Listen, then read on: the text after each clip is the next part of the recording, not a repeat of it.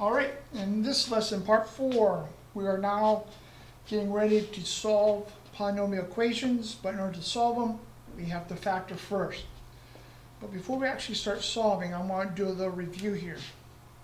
When factoring, it all depends on the number of terms you have determines what method you use to factor.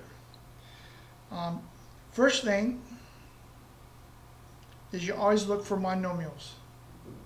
Always. That's the first thing, the GCF.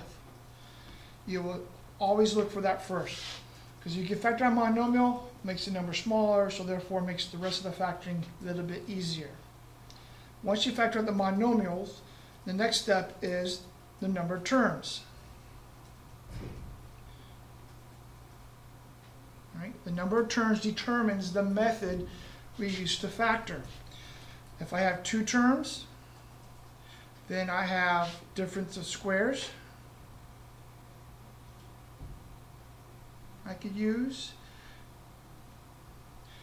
sum and difference of cubes. All right, and the sum and difference of cubes, we just did this in part 2 or part 3, I can't remember, of this section. Now if we have 3 terms, then that's the form of ax squared plus bx plus c. Right? They're quadratics. All right? And depending on this, you have to factor it into 2 binomials. Excuse me. Sorry, I need to move that up. All right. 4 terms is we use the method grouping. All right. So determine the number of terms, 2, 3, or 4, determines which method we use. Now, if it's 2 terms, then we have to look at the terms a little bit more closely to determine, do I use difference of squares or do I do sum of difference of cubes? And that can be pretty obvious. The keywords here are squares and cubes. All right. So let me just review everything again, and then we'll go on to part 5.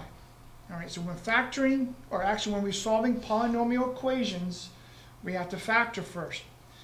When factoring, you always look for monomials first and factor it out. And that was part 1 of this series that we're on. Then once you factor out the monomials, then you look at the number of terms. If it's 2 terms, we use difference of squares or sum or difference of cubes. All right, we have to look closely at those 2 terms to determine which one it is, if it is one of those 2.